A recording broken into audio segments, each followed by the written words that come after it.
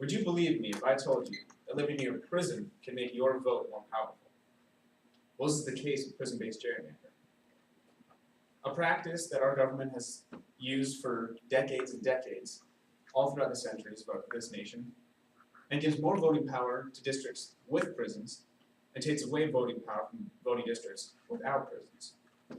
So to truly understand prison-based gerrymandering, it's a confusing term, I'll convey to you guys the magnitude of incarceration in the United States, what those statistics mean for our elections, and how we can raise our voices to change this and make our elections more justly representative and equal. So the first step is to understand incarceration rates. Incarceration rates mean like people are going to prison, what prisons have to do, and this is all things related to jailing and imprisonment. So according to a 2013 report by the United States Bureau of Justice Statistics, long-term, sounds like that, nearly 2.5 million adult Americans are either in local, federal, or state prisons and jails. That earns the United States the highest incarceration rate in the entire world, above all other nations. Numerically, to put in perspective for you, Burt Constable, as early as 2001, described that if all of these people, if all of the incarcerated persons in the United States were put in one city, that city would be the 4th largest city in the United States. And then according to Sarah Lawrence and Travis in 2004, the new landscape, in their article, The New Landscape of American Imprisonment, they stated that since 1980, from 1980 to 2010 in New York City, the number of prisons increased from 35 to 65, an increase of over twice in that amount of time. In no point in American history has this ever occurred. And during this period, we see laws that are tough on crime, laws that are throwing more people in prison, and we see that. But I'm not going to go on a rant against incarceration rates. This is about prison-based gerrymandering.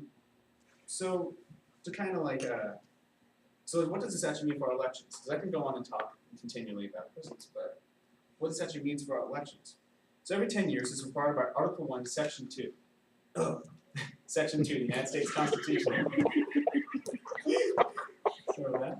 By Article 1, Section 2 of the United States Constitution.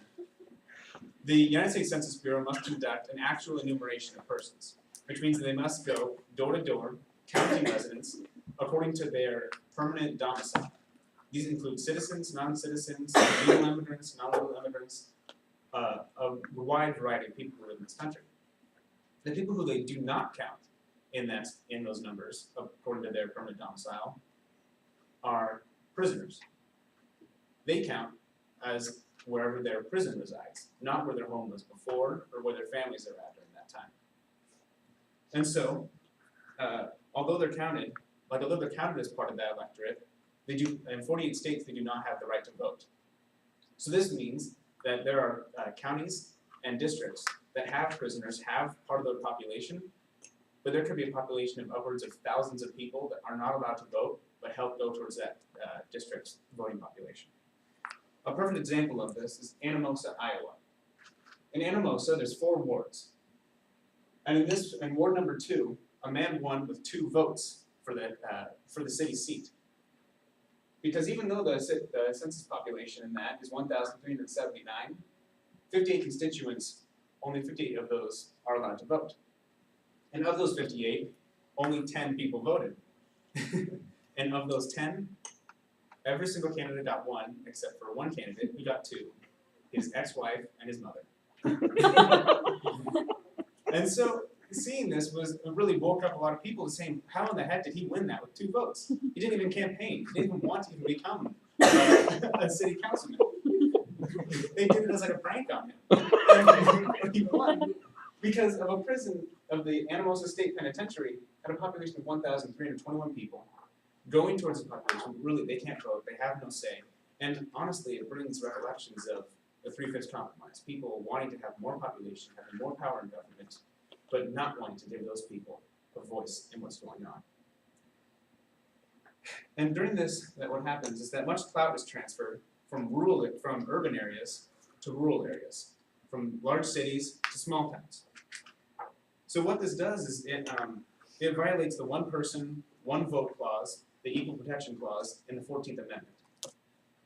so obviously unconstitutional.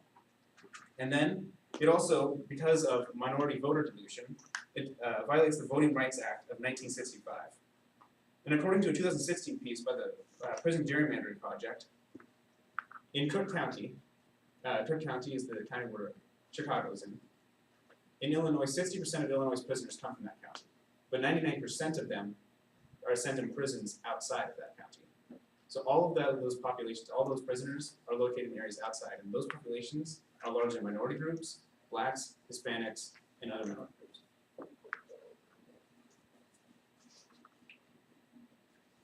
Luckily, states like California, Maryland, and New York have already banned prison-based gerrymandering in their states, along with other states that have passed numerous legislatures that say, hey, we should stop this. Hey, this is kind of bad, but they're kind of just wishy-washy and they're more so just for show.